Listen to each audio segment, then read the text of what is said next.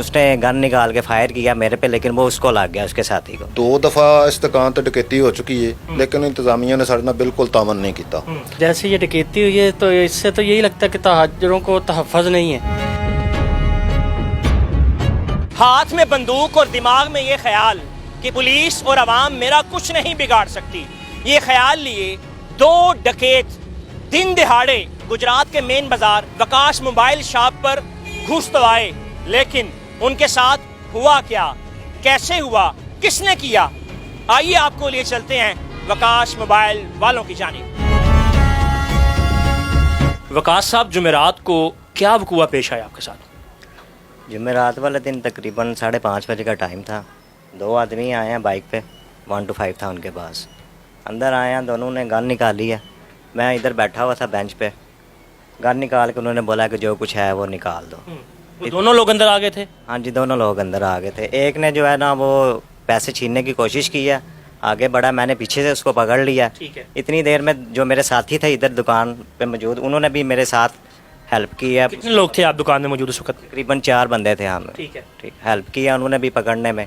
इतनी देर में दूसरे उसका जो साथी है उसने गन निकाल के फायर किया मेरे पे, लेकिन वो उसको लग गया, उसके साथी को। ठीक। इतनी देर में वो डर के वो भाग गया बस। ठीक है।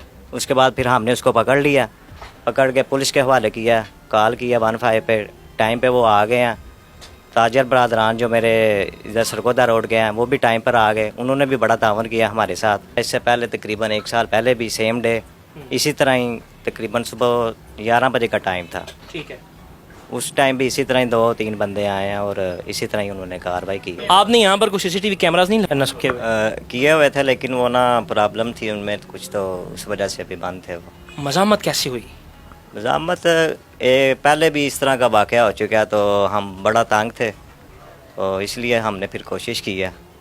इस दफ़ा हम कामयाब हो गए पकड़ने में, क्योंकि पहले भी कुछ भी नहीं मिला, कोई रिकवरी नहीं हुई हमारी। इतना नुकसान हो गया, तकरीबन 5-6 लाख का नुकसान हो गया। तो इस वजह से फिर हमने माइंड में रखा हुआ था कि इस दफ़ा जो है ना वो अगर कुछ ऐसा वाक़या होता है तो फिर ज़रूर हम इसकी कार्रवाई करेंगे।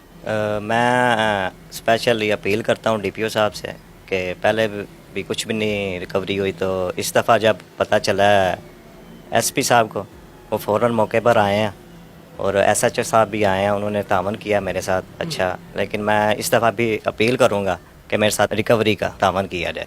हमारे साथ इमरान गोंदल साहब मौजूद हैं, उनकी ज़ुबानी आपको सुनवाते हैं कि बतौर सदर जो हैं वो किस तरह इस सारे मामले को देख रहे हैं। अस्सलाम वालेकुम जी। जी वालेकुम सलाम जी। साढ़े नाल पहले भी बट सब जातियां होंदियां रहियां ने। 2 दफ़ा इस दुकान ते डकैती हो चुकी है, लेकिन इंतजामिया ने साढ़े नाल बिल्कुल तावन नहीं किया। इस दफ़ा अल्लाह ताला साड़ी मदद की है, तो असीं उस डकैत नूं घेरिया है। SHO हसन ज़ुबैर ते SP साहब आए ने, उन्हें शाबाश दी है, लेकिन साढ़े मुलजम आइए ट्रेस नहीं किए गए, ना कोई साड़ी पिछली बरामदगी हुई है। तो असी DPO साहब नूं RPO साहब अगे अपील करने हैं कि साड़ी पिछली बरामदगी भी करवाई जाए, वो भी जैसा कि FIR दर्ज है। यह जोड़े मुलजम ने 3 दिन तो हाले तक मुलजम की कोई ट्रेसिंग नहीं हो रही।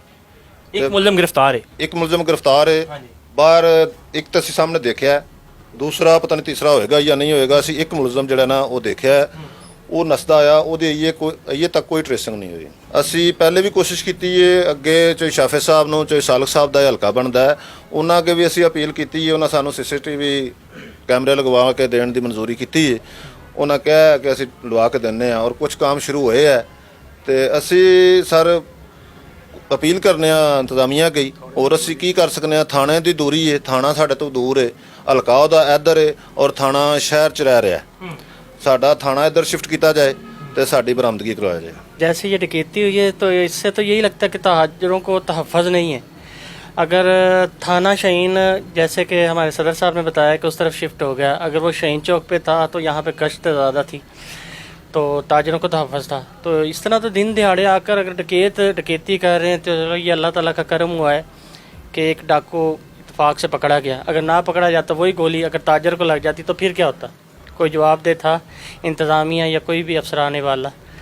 तो मैं ये चाहता हूँ कि अफसरान बाला को इस तरफ तवज्जो देनी चाहिए, ताजरों को तहफ़्फ़ुज़ देना चाहिए और इनके लिए कुछ ऐसे इक़दाम करें, नफरी को बढ़ाएं ताकि ताजर अपने आप को सेफ महफूज करें। सारा दिन काम कर कर के अगर शाम को उन्होंने लुट जाना है तो क्या फ़ायदा।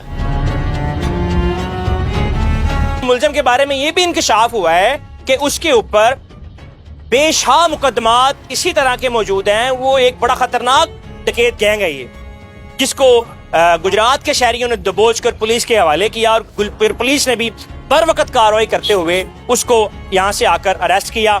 अब देखना ये है कि विकास के साथ जो 1 साल पहले वकुआ हुआ, क्या ये भी वकुआ उसी तर्ज पर चलेगा, तारीख पे तारीख, तारीख पे तारीख, तारीख पे तारीख, या फिर इस जो मुलजिम इन्होंने हाथों से पकड़कर गुजरात पुलिस को दिए हैं, इसका कोई मंतकी अंजाम निकलेगा। न्यूज़ अलर्ट से कामरान भट्ट को दीजिए इजाजत। अल्लाह निगहबान।